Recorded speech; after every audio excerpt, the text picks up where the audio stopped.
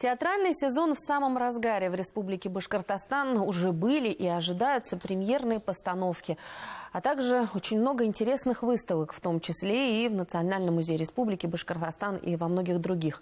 И как попасть на эти мероприятия, сохранив бюджет, сегодня поговорим в нашей программе «Интервью». Здравствуйте, я представляю Наталью Лапшину, это первый заместитель министра культуры Республики Башкортостан. Когда мы с вами говорим о том, что действительно очень много культурных мероприятий проводится, и на многие хочется попасть, но при этом мы немного сохраним свой бюджет. И в этом плане очень помогает Пушкинская карта, которая действует у нас, насколько я понимаю, уже третий год. Вот какие сейчас, вот за эти 3 года она показала свою состоятельность и эффективность? Безусловно, если вам от 14 до 22 лет, то вы можете воспользоваться Пушкинской картой и, как вы сказали, немного сохранив свой бюджет, посетить культурные мероприятия, культурные события, причем по всей стране и в нашей республике. Безусловно, она эффективна, потому что это прежде всего возможность молодого человека познакомиться вообще с миром культуры поглубже, сформировать какой-то культурный вкус, стиль, сформировать привычку ходить в учреждения культуры. Ну и, конечно, воспитательная функция, просветительская, образовательная функция вот этой программы, она, безусловно, себя доказала. Потому что все мероприятия, которые проходят, они идут в дополнение к основному образованию. И это, конечно, воспитывает человека. То есть это такой долгосрочный вклад, но он очень эффективный. Как можно получить Пушкинскую карту? И каким, может быть, есть какой, наверняка есть алгоритм. Вот давайте еще раз расскажем для наших телезрителей. За 3 года он уже так устоялся и абсолютно принят всеми. То есть в 14 лет, когда человек получает паспорт, практически всегда сразу оформляет Пушкинскую карту. Уже многие муниципалитеты наладили этот процесс, и сейчас ничего страшного и ничего сложного не представляет оформить Пушкинскую карту. Можно также в любой момент через госуслуги. И сейчас молодые люди, обладая всеми знаниями всех технологий, конечно, это могут сделать за несколько минут. Карту оформили, и подавляющее большинство, конечно, используют ее в электронном виде, она в телефоне, и пользуются, покупая электронные билеты.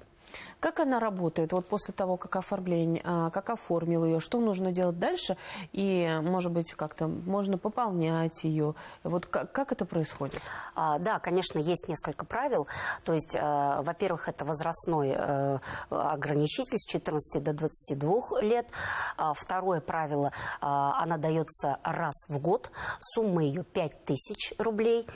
Карта может существовать и в электронном, и в пластиковом варианте. Если вы хотите в пластиковом варианте оформить, то нужно обратиться в Почта-банк. Это оператор этой федеральной программы. Но, повторяю, всем удобнее, конечно, иметь это в телефоне, в электронном виде пользоваться. Афиши мероприятий по Пушкинской карте, они публикуются везде на сайтах учреждений, в общедоступном доступе таком. Можно это быстро посмотреть, выбрать и купить. Пополнять ее нельзя, и рекомендация есть такая, что 2000 на кинотеатры мы используем, на кинопоказы, а 3000 уже на все остальные мероприятия. Но это, конечно, носит рекомендательный характер. Значит, вот год она действует, и если человек нарушает какие-то правила, а нарушения, к сожалению, тоже встречаются, то эту карту могут заблокировать.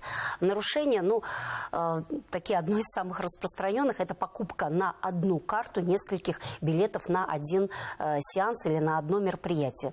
То есть, если система, билетный оператор видит, что на одну карту происходит 1, 2, 3 покупки на одно и то же мероприятие, то карту блокируют. И, к сожалению, после блокировки уже в течение года вы ей воспользоваться не сможете. Но правило есть правило, и это понятно, что она индивидуальна, эта карта, то есть ей нельзя поделиться, нельзя купить другу билет, билет, она привязана к вашему паспорту, поэтому нужно соблюдать правила и с удовольствием ей пользоваться. А если вот, например, есть желание сходить на одну и ту же постановку, но в разные дни, например, вот понравилось «7 девушек», да, в Театре оперы и балета, можно вот сходить в декабре, а потом еще условно в марте? Ну, конечно, можно. Конечно, можно на одну и ту же постановку, потому что каждое событие у нас модерируется. И вы сейчас очень правильный вопрос задали, потому что вот это так легко выглядит, что вот мы оформили карту и пошли на событие на какое-то. А другая сторона всего этого дела – это очень большая организационная и техническая работа, потому что каждое мероприятие, которое проходит по Пушкинской карте, оно проходит 2 стадии модерации. Сначала это федеральный уровень, когда смотрят аннотацию мероприятия, когда смотрят правильность оформления заявки. И второй уровень – это республиканский. У нас работает целая команда модераторов из разных сфер, направлений культуры. И ежедневно они десятками мероприятий отсматривают, вникают в аннотации, в содержание этого мероприятия. И уже либо модерируют, либо отклоняют. Когда событие замодерировано, то участник программы, это учреждение, оно имеет право выставлять уже в афишу и идет как отдельное мероприятие. То есть, ну, вот те же 7 девушек нельзя замодерировать его на несколько месяцев. То есть каждый сеанс это будет все равно отдельное мероприятие. Поэтому можно сходить и в декабре, и в марте, условно говоря. Угу. Наталья Михайловна, а на какие мероприятия вообще можно приобрести билеты благодаря Пушкинской карте? Вот имею в виду, иногда же приезжают гастрольные постановки из Москвы, Санкт-Петербурга, цирк и так далее. Вот на что? Пушкинская карта действует на территории всей страны, для всех культурных учреждений. Нужно, чтобы само учреждение было участником Пушкинской карты, и у него были события по этой программе. И если к нам приезжают какие-то гастрольные туры, театры, выставки, то если есть маркировка, продажа по Пушкинской карте разрешена, то есть такие билеты, то, безусловно, молодые люди могут это посещать. Ну, театральный сезон, я уже сказала, в разгаре, и выставки у нас есть, вот из Третьяковки привезли картины. Расскажите, что еще интересно будет в этом сезоне, может быть, на что можно посмотреть, какие-то есть будут премьеры интересные, на что стоит нашим зрителям обратить внимание? Но, вы знаете, безусловно, Третьяковская галерея у нас все рекорды бьет, потому что мы вчера даже увеличили время работы музея до 21 часа, потому что невероятный ажиотаж. И это очень хорошо, потому что люди интересуются, люди хотят это увидеть. У нас впервые с такой выставкой в республике Третьяковская галерея, 49 картин. И это, конечно, нужно посмотреть. Вот до 15 декабря эта выставка продлится. Эта выставка, она у нас включена в план к 450-летию Уфы. То есть она как бы завершает этот юбилейный год. Вот такое большое событие. Но то, что вы уже упомянули, 7 девушек, такая тоже яркая премьера. Вот она состоится, спектакль еще в декабре, потом уже в следующем году. Ну и, безусловно, все новогодние вещи, к которым мы привыкли, которые ждем, они тоже пройдут все в конце этого года.